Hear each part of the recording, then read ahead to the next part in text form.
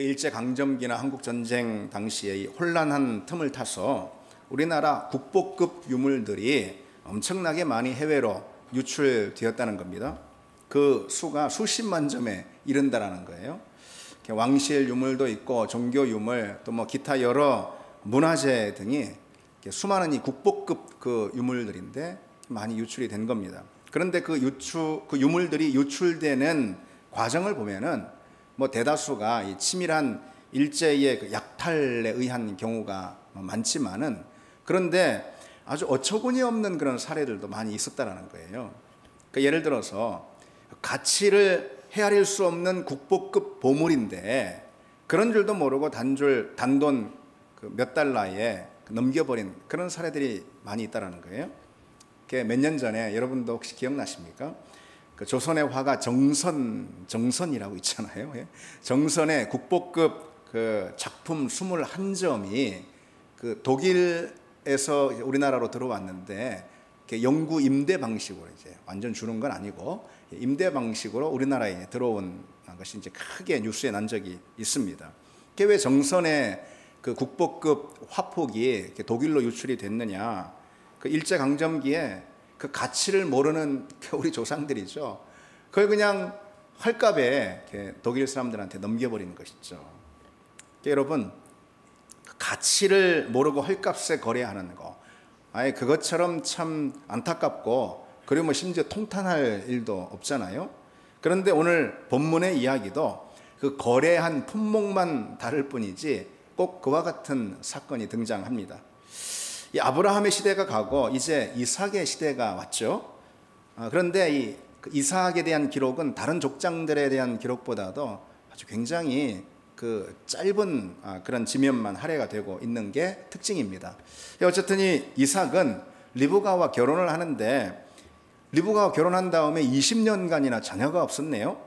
그래서 이삭은 임신하지 못하고 있는 이 리브가를 위해서 간구합니다. 그래서 오늘 21절에 보시면은 간구하매 이랬는데 이 말은 굉장히 그 어감이 강한 그런 단어입니다. 그래서 애원하다, 간청하며 애원하다 그런 뜻이에요. 그래서 뭐 기도할 때 이렇게 했겠죠. 간절히 구하고 또 간절히 구하는데 제발 들어주옵소서, 뭐 이런 식의 기도를 20년간 했다라는 거예요. 그리고 이 간구하매라는 이 단어는 또 탄원하다라는 그런 뜻도 있습니다. 그러고 보면은 이삭은 아들 하나를 얻기 위해서 무려 20년간 하나님, 내 어찌 이럴 수 있습니까? 탄원이니까. 그렇죠. 하나님, 어찌 이런 일이 있을 수 있습니까? 그렇게 탄원하며 기도를 했다라는 거예요. 그런데 여러분 생각해 보세요. 이삭을 통해서 큰 민족을 이루어 주시겠다고 먼저 다가와 약속하신 분이 누굽니까? 하나님이시잖아요. 그런데 이삭은 뭐 민족은커녕 아들 하나 얻자고 무려 20년 동안 이렇게 탄원서를 하나님께 올리고 있단 말이죠. 납득이 안 가는 그런 상황이잖아요. 근데 성경은 이 장면을 통해서 우리에게 무엇을 배우게 하는가? 하나님께서 약속하신 것도 기도로 얻는다라는 이 신앙의 원리, 그것을 성경은 오늘 강조하고 있는 겁니다. 아무리 당연한 선물이라 하더라도 하나님은 우리의 기도를 통해서 그것을 주시고자 하시는 분이라는 거죠. 그것도 간절하고 포기하지 않는 그런 기도 말이죠. 여러분, 이런 장면을 한번 떠올려 보시기 바랍니다. 어른이 어린 아이에게 선물을 준단 말이죠. 선물을 주는데 애가 뒷짐 손에 그냥 손을 뒤로 놓고 손을 내밀지 않아요. 그럼 선물을 못 받게 되는 거잖아요. 마치 그것을 비유할 수 있습니다. 기도는 손을 내미는 행위라는 거예요. 약속하신 선물이기 때문에 물론 그 시점은 하나님이 정하시지만 그것은 분명 하나님이 주실 거예요. 이건 틀림없는 사실이잖아요. 분명히 약속하신 은혜와 선물임에도 불구하고 우리에게 아직 오지 않았다면 그건 한 가지밖에 없다라는 그런 말씀이에요. 우리가 기도의 손을 내밀지 않아서, 아니면은 여전히 더 기도해야 한다라는 그 사실을 가르쳐주고 있는 겁니다. 주님이 우리에게 이렇게 말씀하셨잖아요. 너희가 악한 자라도 좋은 것으로 자식에게 줄 알거든 하물며 하늘에 계신 너희 아버지께서 구하는 자에게 좋은 것으로 주시지 않겠느냐. 좋은 것으로 주시지 않겠느냐. 여기서 좋은 것이 뭐 무슨 여러분 믿음의 선물이든 아니면 성령의 충만함이든 아니면은 뭐 하나님의 역사이든 뭐든 좋은 것으로 주시는데, 그런데 하나님은 당신이 약속하신 그 좋은 것, 그것을 오로지 기도의 열매가 되도록 하신다라는 겁니다. 하나님은 우리에게 필요한 모든 것들을 오직 기도의 결과가 되도록 해주시는 그런 분이라는 것, 그것도 인내로 포기하지 않고 구하는 그런 기도 말이죠. 여러분 그 점은 우리가 잊지 말길 바랍니다. 따라서 기도하지 않는 사람이 있다면은 그것은 하나님께 아무것도 기대할 것이 없다라고 스스로 선언하고 있는 거나 다름없습니다. 난 하나님께 기대할 게 없어, 이렇게. 기도하지 않는 사람이 있다면은 그 사람은 다른 많은 것들처럼 믿음 생활마저도 자기 힘으로 할 수 있다라고 그렇게 말하고 있는 거나 다름이 없습니다. 이삭은 그렇지 않았기에 하나님이 누누이 거듭해서 약속하신 것임에도, 그런 선물임에도 불구하고 20년 동안 그걸 놓고 기도했습니다. 마침내 그 기도로 리브가가 임신하죠. 그런데 성경은 그 장면 이렇게 기록하고 있습니다. 여호와께서 그의 간구를 들으셨으므로 그 아내 리브가가 임신하였더니.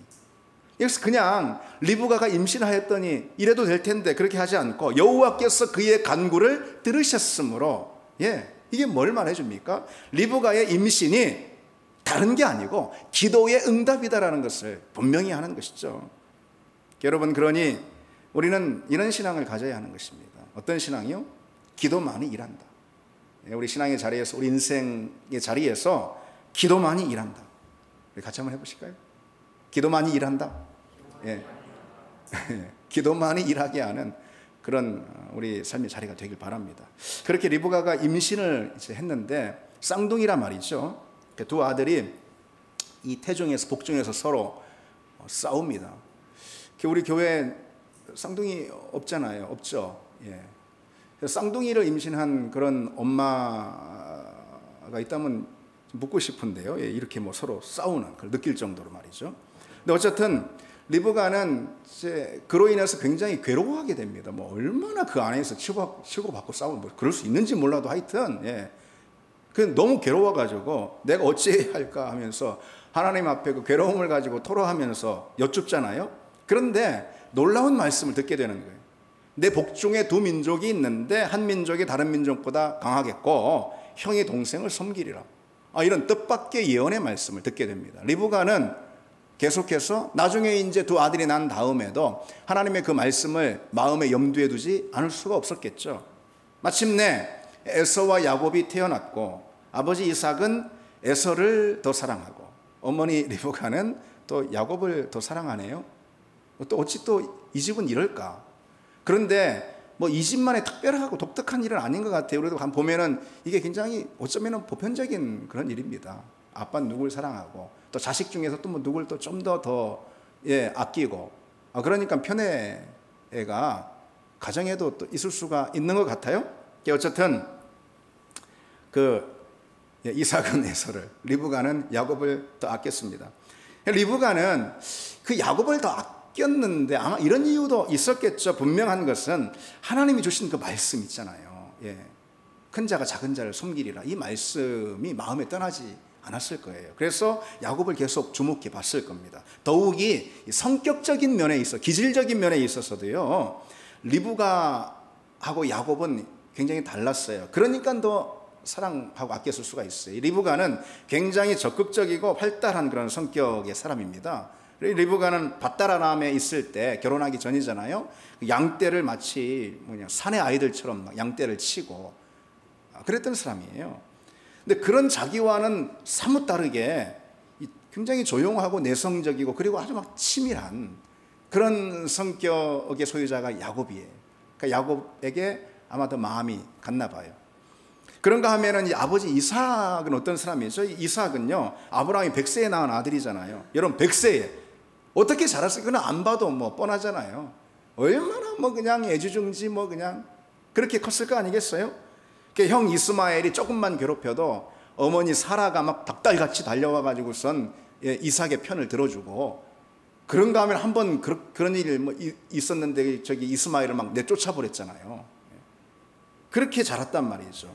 그래서 부모에게 너무 의지해가지고 자기는 굉장히 내성적으로 집안에서만 자랐는데 아이 큰아들 에서를 보니 어때요? 얘가 막 얼마나 활달한지 기계가 넘치고 집안에 있는 법이 없어요. 뭐 늘 들로 산으로 나가 막 사냥을 하고 남성적인 성격이란 말이죠. 그래서 자기에게 없는 그 점으로 인해서 아마 에서를 아끼지 않았을까. 뭐 이삭이 보니까 야곱 맨날 집에만 있고, 그러니까 아무래도 에서를 더 마음에 들어했을 거예요. 야곱과 에서 두 아들이 그렇게 성장을 합니다. 그리고 복중에 있을 때부터 시작된 그 싸움이 있죠. 그 싸움이 오늘 본문에 보면은 이제 본격적으로 진행이 되는데요. 오늘 본문의 일명 팥죽 사건이 바로 그것입니다. 그래서 이 시간에는 이 팥죽 사건의 두 당사자인 야곱과 에서에 관해서 우리가 좀 각각 살펴보면서 그 말씀의 의미, 메시지를 좀 생각해 보려고 합니다. 먼저 야곱에 대해서 여러분 살펴볼까요? 팥죽 사건은 결코 우연히 일어난 일이 아닙니다. 이게 야곱이 치밀하게 계획을 세운 일이에요. 어떤 계략을 써야지 내가 형의 장자권을 탈취할 수 있을까? 야곱은 곰곰이 생각했을 거예요. 그런데 의외로 그 답이 금방 나왔을 거예요. 왜냐?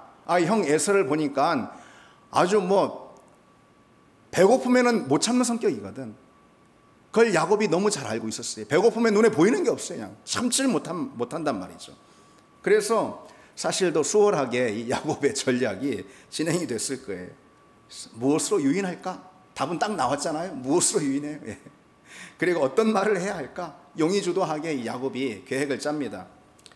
먼저 야곱은 또 다 미리 파악을 하는데 형이 들에 나갔다가 어느 시간에 돌아오는지, 그 시간이 되면은 형이 얼마나 그냥 시장기를 느끼는지, 허기가 지는지, 그리고 그 형이 또 어떤 음식을 또 그렇게 좋아하는지 다 파악을 하고 실행에 옮깁니다.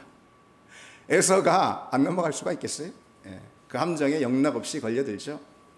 그러나 한편 이런 그 입장에서 생각을 해볼 수가 있어요. 그 아버지 이삭의 입장에서 말이죠. 이건 순 억지 중에 이런 억지가 없겠죠. 이 사건의 결과를 딱 두고 아버지 이삭이 볼 때 어땠겠어요? 이삭은 그 말을 들으면 노발대발 했겠죠. 네가 뭔데 네 맘대로 말이지 장자권을 샀다 말았다 그러고 있어. 너희들끼리 다 거래했다고 하지만 난 인정할 수 없어. 아버지가 정작 그렇게 해버리면 아무 소용이 없는 거잖아요. 그래서일까요? 훗날 야곱은 정당하게 축복 기도를 요청하지 못하잖아요. 그리고 에서의 분장을 하고서는 속에서 축복 기도를 받아냅니다. 장자권만 사면은 이 축복을 받을 수 있는 권한이 자동으로 주어지는 것은 아니죠. 그런데도 억지인 것을 알았는데도 불구하고 야곱이 억지를 부리듯이 실행에 옮깁니다. 장자권을 탈취하는 것을. 장자권에 대한 그의 열망이 얼마나 대단했는가 보여주는 대목이죠. 근데 그 점 하나는 인정해 줄만 해요. 그 점 하나는 소중한 것을 소중한 것으로 인정할 줄 아는 그런 태도, 그리고 그것을 얻기 위해서 무엇이든 하려고 하는 그런 열망, 열정, 그게 야곱의 장점이라면 장점입니다. 그런데 야곱의 장점은 딱 거기까지만이에요. 야곱의 가장 큰 문제는 약속으로 받은 것을 거래로 사려고 했다는 점이에요. 하나님께서 약속하신 선물을 자기 노력으로 얻을 수 있다라고 믿은 바로 이게 야곱의 가장 큰 잘못입니다. 어머니 리브가로부터 이 야곱이 들었는지는 모르지만 분명한 사실은 큰 자가 어린 자를 섬기리라, 이 하나님의 약속이 주어졌단 말이죠. 언제? 자기가 태어나기도 전에 이미 받은 약속입니다. 자기의 노력이나 능력과는 전혀 상관없이 거저 주어진 선물이었던 거죠. 그런데 야곱은 그 하나님의 일하심, 약속을 주신 그 하나님의 일하심을 기다리지 못하고 세상에 다른 것도 아니고 그깟 팥죽 한 그릇으로 하나님의 약속을 사려고 합니다. 그 지극히 가벼운 노력으로 하나님의 선물을 얻으려는 이런 태도 참 어이없지 않습니까? 하나님이 주시는 것을 그의 그 하찮은 수고의 대가로 삼아버리려 했던 것, 이게 야곱의 가장 큰 잘못입니다. 한마디로 야곱은 하나님의 은혜로 받은 또는 하나님의 은혜로 받아야 할 그 선물을 거래의 대상으로 전락시켜 버렸습니다. 장자의 축복은 여러분 이건 뭐 엄연한 사실이잖아요. 야곱이 암만 노력을 해도 얻을 수 없는 거잖아요. 야곱과 에서가 서로 상의를 해가지고 우리 다시 엄마 뱃속으로 들어간 다음에 다시 순서 정해가지고 나올까 뭐 이럴 수 있는 게 아니잖아요. 이거는 이미 정해진 거고 이건 바꿀 수 없는 것입니다. 낳은 것을 거꾸로 뒤집을 수 없다라는 거죠. 그러기에 이 장자의 축복은 만약 그것을 얻을 수 있는 길이 있다면 오직 어떤 길밖에 없어요?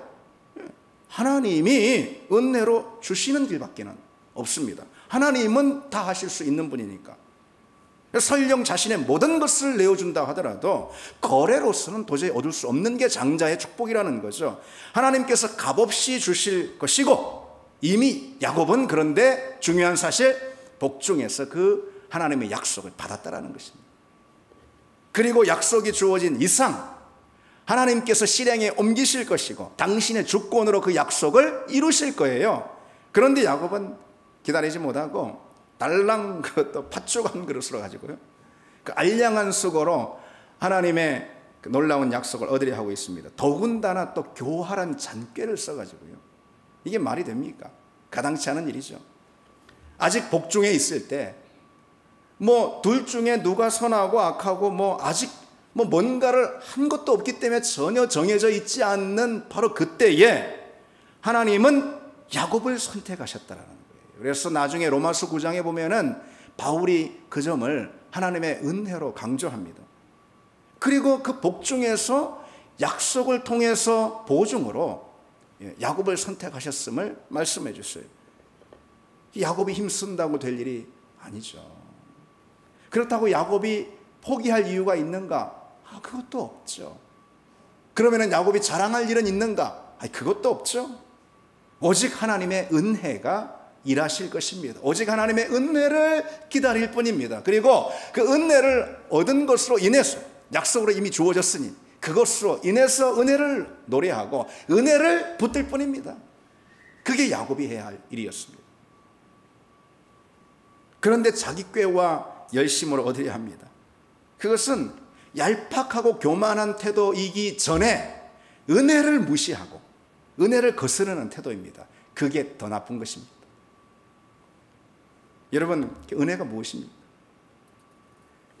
은혜란 우리의 노력과 거래로는 결코 얻을 수 없는 그것을 하나님께서 그저 값없이 당신이 그 값을 치르고 주신 것을 말하지 않습니까? 그것이 은혜입니다. 무엇이 은혜로 우리에게 주어졌습니까? 우리의 구원과 생명이 은혜로 주어졌습니다. 복음과 진리가 은혜로 주어진 거 아니겠습니까? 하나님께서 자기 아들 예수 그리스도를 십자가에 내어주시고 죄로부터 우리를 속량하셨어요. 속량, 이것은 사왔다라는 뜻입니다. 사다. 하나님이 그리스도를 내어주시고 우리를 사심으로 우리를 그분의 자녀로 삼으셨어요. 그래서 그 아들의 지위와 복을 주셨습니다. 그 선물이라는 것은, 그 구원의 선물이라는 것은 오직 은혜로만 얻을 수가 있는 거죠. 내가 구원을 얻기 위해서 뭔가 거래할 수도 없고 거래할 일도 전혀 없습니다. 그 거래의 조건이 내 존재 전체를 담아드리는 거라 하더라도 얻을 수 없기 때문에 그런 것이죠. 그래서 하나님께서는 그리스도 십자가라는 우주보다 더 큰, 더 엄청난 값으로 우리 대신 그 값을 치르시고 우리에게 은혜로 그 선물, 구원이라는 선물을 주셨습니다. 그 결과 우리에게 주어진 선물, 이게 생명이고 또 영생이고 하나님의 구원인 줄 믿습니다. 야곱의 이야기를 통해서 하나님이 말씀하시고자 하시는 것이 무엇일까? 아무 자격이 없고 아무것도 한 것이 없는 우리에게 갑자기 은혜가 찾아왔다라는 것을 알라라는 것입니다. 그것이 우리가 받은 엄청난 선물이라는 것이죠. 우리는 그 은혜로 구원을 받았다라는 거예요. 그러니 믿음이라는 것은 그것을 위해서 내가 무엇을 지불했는가, 이거하고 전혀 관계가 없다라는 말씀이에요. 진짜 믿음이 무엇이냐 그러면은 은혜만이 드러나는 것이, 내가 한 것이 없는데 또 할 수도 없는데, 야곱이 마치 복중에 있을 때 뭐 아무런 생각도 의지도 노력도 행위도 없던 그 복중에 있을 때 하나님이 선택하신 것처럼 우리가 아무것도 모를 때, 우리가 여전히 죄 중에 있을 때에 하나님이 갑자기 나를 찾아오셨고 은혜의 공습을 펼치셔서 나를 당신의 자녀로 삼으셨다. 바로 그것이죠. 진짜 믿음이라는 것은 그것을 아는 것입니다. 그래서 그 은혜만을 드러내고 은혜만을 노래하고 그 은혜를 주신 하나님만을 찬양하는 것, 그것이 진짜 믿음입니다. 그러니 여러분, 우리가 그 앞에서 뭘 자랑할 것이 있겠습니까? 우리 의라는 것이 한 줌도 안 되는 우리 착함 또는 우리 의라는 것이 하나님이 우리에게 주신 구원 앞에서 무엇을 의미할 수 있겠습니까? 무엇을 내세울 수가 있겠습니까? 그래서 우리는 이 사실을 놓고 다른 한편에서 우리 이것을 알아야 합니다. 무엇을요? 자기 힘, 자기 노력을 앞세우는 사람도 은혜의 일하심을 무시하는 사람 맞지만은 반대로 있잖아요. 근데 뭘 좀 잘못했다고, 뭘 좀 실수했다고, 뭐 좀 허물이 드러났다, 뭐 좀이 아니라 뭐 많이 허물이 드러났다 하더라도 하나님 떠나서는 안 된다는 거예요. 그랬다고 하나님 떠나는 사람, 그 사람은 뭘 말하는 것입니까? 지금까지 자기 의로 신앙생활한 거 아니겠습니까? 그렇잖아요. 믿음의 자리에서의 실수와 잘못, 허물과 넘어짐이 있다면은 철저히 회개하고 오히려 더 하나님의 은혜 앞에 내 존재를 맡기고 더 하나님의 은혜를 붙들어야 하지 않겠습니까?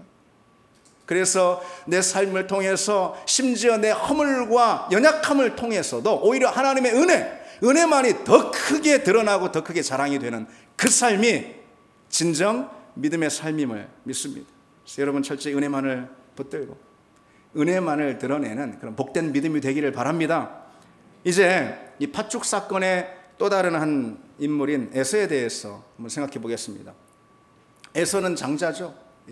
장자는 아버지의 첫 열매이자 아버지의 능력을 상징하는 그런 존재이기 때문에 아주 특별히 존중을 받았고 그 아버지의 유산도 두 몫을 다른 형제들보다 더 많이 받았다고 합니다.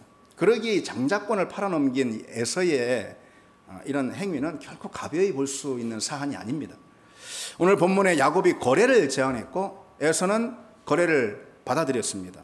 그런데 중요한 점이 있어요. 이 장자권이라는 것은 거래의 대상은 아니거든요. 이것이 아니 자기들이 뭔데 그걸 거래해요? 여러분, 아버지 이삭의 입장에서 생각을 해보란 말이죠. 이삭의 입장에서 생각하면은 에서는 그 모든 걸 다 싹 다 무시하고 자기 배고프다고 말이죠. 장자권마저 거래의 대상으로 삼아버렸다면 이것은 아버지 입장에서 볼 때 굉장히 무도하고 어이없는 짓이죠. 우리가 본문에서 눈여겨볼 대목이 있는데 성경은 이 팥죽 사건을 진술한 이후에 오로지 에서에 대해서만 다음에 논평을 남기고 있습니다. 에서가 장자의 명분을 가볍게 여김이라. 오늘 마지막 절이잖아요. 그래서 이 대목이 아주 중요해요. 무엇보다 성경 기자가 야곱에 대해서는 어떤 평가도 하지 않는데 반해서 에서에 대해서는 이런 평가를 남기고 있다는 거예요. 야곱의 행위가 뭐 보는 사람에 따라서 참 재치 있네, 뭐 아니면 저런 인정머리 없는 놈 같으니, 뭐 할 수 있는데 성경은 그에 대해서 일절 침묵하고 있단 말이죠. 물론 우리가 상식적으로 또 생각해 보자면은 하나님은 당신의 뜻을 이루시는데 인간의 이 야곱의 약삭빠름에 기대하시지 않는 분이에요. 그러니 야곱의 그와 같은 행위는 굉장히 하나님 앞에 부정할 뿐만 아니라 부당한 행위입니다. 그러기에 그러한 야곱의 태도, 야곱의 성품은 앞으로 이후로도 계속해서 하나님께 훈련을, 다루심을 받게 되잖아요. 다만 우리가 오늘 본문 안에서 판단할 수 있기로는 이 야곱이 추구한 가치는 옳아요. 장자권. 그건 옳아요. 차자가 장자권을 부러워하는 건 좋은 거잖아요. 옳아요. 그러나 그 방법, 곧 비열한 술책은 분명 핑계될 사안은 아닙니다. 그런데 여러분, 성경이 이 사건을 다루고 있는 시각에서 더 중요한 게 뭔가, 그걸 보자라는 거예요. 그건 뭐냐면은 야곱의 태도보다도 에서의 태도예요. 오직 에서의 태도에 대해서만 이 성경의 기자가 논평을 남기고 있기 때문이에요. 어떻게 해요? 에서는 장자의 명분을 경홀히 여겼다, 가벼이 여겼다. 근데 성경이 그렇게 여기 한 번만 지적할 뿐만 아니라요, 두고 계속해서 이 점을 다시 꺼내듭니다. 에서 입장에서는 막 마음이 뜨끔할 일이죠. 말라기에 보면은 내가 야곱을 사랑하였고 에서는 미워하였다 그랬습니다. 그 일로 인해서 히브리서는 단 한 그릇 음식을 위하여 장자의 명분을 판 에서와 같이 망령된 자가 없도록 삼가라, 살피라, 그렇게 경고하고 있습니다. 분명 성경은 오늘 이 팥죽 사건 일명 여기에 대해서 어떤 도덕적 평가보다는 구속사라는 하나님의 섭리의 관점에서 이 사건을 바라보고 있는 것이 틀림없습니다. 어쨌든 이 사건은 에서에게 평생 고통과 회한을 남깁니다. 그래서 우리는 창세기 33장에서 아주 단적으로 볼 수 있는데요, 팥죽 사건 이후에 무려 20년이 지났어요. 20년이 흘렀는데도 그 고향을 떠났다가 다시 돌아온다라는, 야곱이 다시 돌아온다라는 이 소식을 듣고서는 에서가 그 야곱을 치기 위해 군사 400명을 일으켜서 데려가잖아요.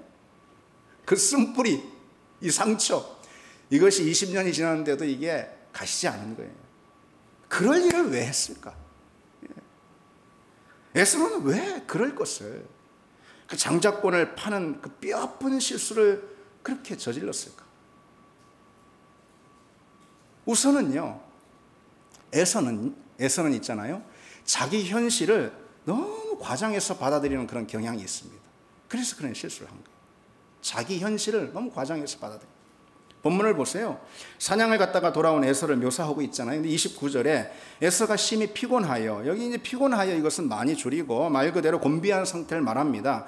그런데 야곱이 장자의 명분을 요구하면서 팥죽 딱 한 그릇을 내밀잖아요, 팥죽을. 그때 에서가 하는 말이 뭡니까? 32절에 내가 죽게 되었으니. 죽게 되었다라는 거예요.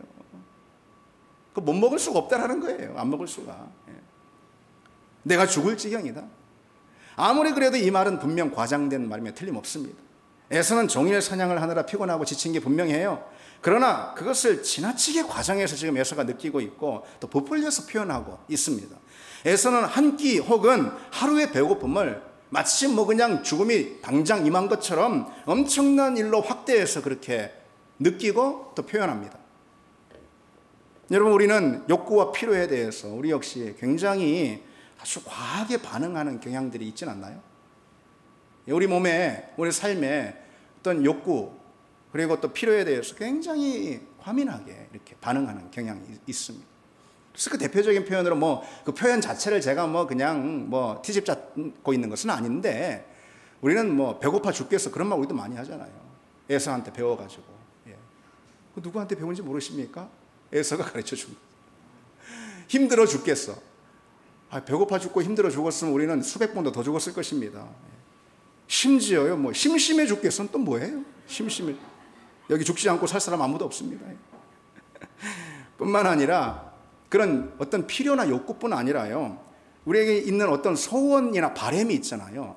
그것을 담아내서 표현할 때도 굉장히 과하게 표현하는 그런 경향들도 있습니다. 저 직장 들어가고 싶어 죽겠어. 막 2차 사고 싶어 죽겠어. 그런 거죠.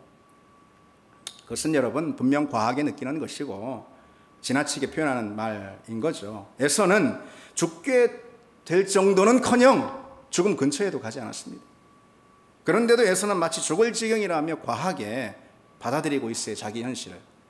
그래서 어떤 일이 일어납니까? 그게 중요해요. 어떤 일이 일어납니까? 그러니까 그 말이 자기를 속이는 것입니다. 장자권을 희생하는 것 당연하다라고 여기게 만든다라는 것이죠. 배고파 죽겠는 걸, 죽는 것보단 장자권 포기하는 게 낫지. 그렇죠. 그렇게 사단의 속임에 넘어가는 거죠. 우리도 그렇습니다. 육신의 필요가 채워지지 않으면 그 상황을 아주 극단적으로 느끼는 경향이 우리에게 있습니다. 자기 마음의 소원이 만족되지 않으면 그 상태 또한 아주 극단적으로 느끼는 거예요. 반면에 여러분, 반면에 우리 영혼은 곤비하고 핍절하여 정말로 실제로 죽을 지경이 되었는데도 불구하고 거의 느끼지 못하고 무시해 버릴 때가 또 없지 않습니까? 있진 않습니까? 생활의 결핍을 채우는 것엔 더 없는 열심, 열의를 품고 또 심지어 흥분과 발작적인 반응까지도 우리가 보이는 데 반해서 영혼을 돌보는 데는 인색하기 그지없을 때가 있습니다. 에서가 넘어진 이유가 거기 있습니다. 그러니까 에서가 죽을 지경이 되었다라고 하니까 야곱이 아이고 더 잘 됐네. 계획 그냥 순술대로 풀리네. 그거죠. 그래서 오늘 내게 맹세하라. 이렇게 아주 딱 못을 박으면서 나오는 거예요. 근데 여기 이 맹세라는 것은 우리 다 알듯이 공적인 효력을 가진 어떤 서약, 그래서 결코 변개하지 못하는 그런 약속을 뜻합니다. 근데 여러분 생각해 보세요. 이 점에서 에서는 이랬어야 하는 거예요. 아니, 동생 야곱이 그저 가볍게 농담으로 나오는 게 아니고 팥죽 한 그릇, 장자권 이렇게 교환하자고 농담으로 하는 게 아니고, 아니 맹세의 언어를 가지고 나온단 말이죠. 그러면 에서는 정색을 하면서 이놈 봐라, 딱 거절하고 형으로서 따끔하게 이게 팥죽 한 그릇 말이 돼? 하면서 따끔하게 혼을 내줬어야 했겠죠. 그런데 에서는 너무도 쉽게 말이죠. 이 장자의 명분이 내게 무슨 유익이 있으리요? 이럽니다. 에서의 태도에서 여러분들이 받는 인상은 무엇입니까? 우리가 이 성경의 독자로 성경을 읽을 때 어떤 인상을 받습니까? 에서는 말 그대로 겨우 팥죽 한 그릇에 장자권을 팔잖아요. 겨우 한 끼니의 배고픔에 장자권을 팔아버립니다. 우리는 이 이야기를 들으면서 그 사실이 바로 그 사실에 놀라는 거예요. 아니 그냥 엄청난 무엇인가, 엄청 가치 있는 무엇인가를 얻기 위해서, 또는 아니면 정말 필요한 뭔가를 얻기 위해서 장자권을 팔았다면, 물론 그것도 안 되지만은, 그랬다면은 또 혹 몰라. 예, 우리도 연약한 인간이라 혹 몰라. 그럴 수도. 그런데 이건 세상 꼴랑 팥죽 한 그릇에 장자권을 팔아넘기고 있단 말이죠. 그 소중한 것을. 근데 여러분, 성경의 이 이야기가 겨냥하고 있는 대상이 누구냐? 그건 바로 우리입니다. 오늘날 사람들이에요. 사람들이 진리나 구원과 맞바꿔 버리는 것들, 사람들이 하나님이 우리에게 주신 생명, 십자가의 은혜로 우리에게 베푸신 그 생명과 그렇게도 쉽게 맞바꿔 버리는 것들, 구원과는 비교도 할 수 없는 정말 무가치한 것들에 우리가 얼마나 많이 하나님이 우리에게 주신 구원을 맞바꿔 버리는가? 성경은 그 점을 우리에게 말씀하고 싶은 겁니다. 너무너무 안타깝게 에서는 그 중한 헤아릴 수 없는 가치의 그 장자권을 가볍게 여깁니다. 34절에 가볍게 여김이었더라. 여기서 이 가볍게 여기다라는 것은 업신여기다, 그리고 멸시하다, 또 사소하게 여기다, 그런 뜻입니다. 근데 여러분, 성경에 그래서 이게 이제 이 히브리어가 그 바자라는 그런 히브리어 단어거든요. 어쨌든 성경에 요 표현이 등장하는 곳이 곳곳에 있는데 그게 굉장히 중요하고 주목할 필요가 있어요. 대표적으로 사무엘상 2장에 똑같은 단어가 나옵니다. 나를 존중히 여기는 자를 내가 존중히 여기고 나를 멸시하는, 이게 바자예요. 예. 멸시하는 자를 내가 경멸하리라. 그렇게 하나님 말씀하고 있는 대목이 있습니다. 이 말씀은 어떤 맥락에서 나왔냐면은 제사장 엘리의 두 아들 비느하스와 홈리 있잖아요. 그래서 너무 하나님의 예배, 그 제사를 가볍게 여기고 경홀히 여기고 그랬단 말이죠. 그런 태도에 하나님께서 실망하셔서 심판을 말씀하시는 그런 대목입니다. 나를 존중히 여기는 자를 내가 존중히 여기고 나를 멸시, 오늘 에서가 한 바로 그 가벼이 여김, 그렇게 하는 자를 나 역시 경멸하리라. 그럼 여러분, 우리가 에서처럼 또는 엘리의 두 아들처럼 하나님을 가벼이 여기고 심지어 업신여기는 그런 태도는 무엇을 통해서 드러날까요? 우리는 그런 적 없습니까? 뭘 통해서 드러날까? 성경은 우리에게 이렇게 가르쳐주고 있어요. 그 어떤 것보다도 우리가 죄를 지을 때 흔히 갖게 되는 태도가 하나님 멸시하는 거예요. 하나님을 멸시하니까 죄의 자리도 쉽게 들어간다, 이런 뜻입니다.